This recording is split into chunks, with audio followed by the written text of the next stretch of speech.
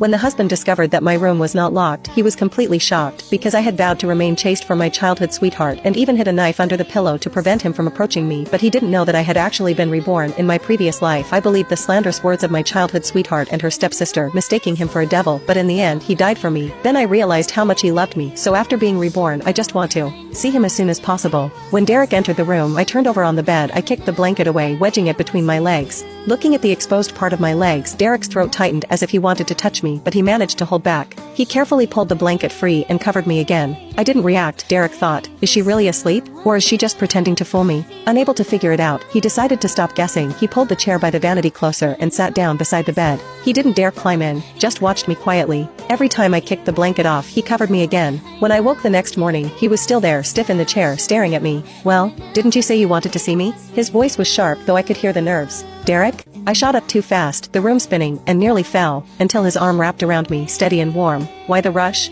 You know your blood sugar's low. His deep voice almost sounded like a scolding. But I wasn't scared. I clung to his neck, rubbing my cheek against him. It's warm, it's really you. In my dreams, he always walked away when I reached for him, but here he was, solid and warm in my arms. I nuzzled him like a kitten. His body went stiff before he gently pushed me back, his eyes locked on mine, close enough for a kiss. Catherine, he rasped, look closely, I'm not the one you love. My fingers trembled as I traced his face down to his lips. Of course I know who you are. You're Derek, my husband, the father of my baby. I touched his lips, his neck. See? I'm wide awake. He stared like he didn't know whether to believe me. Then he grabbed my wrist and pulled me against him. What else? His eyes burned. What else am I to you? His grip hurt, but instead of pulling away, I leaned in and kissed him. Just a brush, so light it shocked him. The wild heat in his eyes cooled instantly. He let me go and turned away. Why did you call me back? His voice was rough. Tears came before I could stop them. I wiped them quickly. I just want you here with me. I didn't even touch you. Why are you crying? His tone was cold, clueless. Frustration bubbled up. Turn around when you talk. I don't like it when people talk with their backs to me. He stiffened, then slowly faced me. I'm looking now. Go ahead.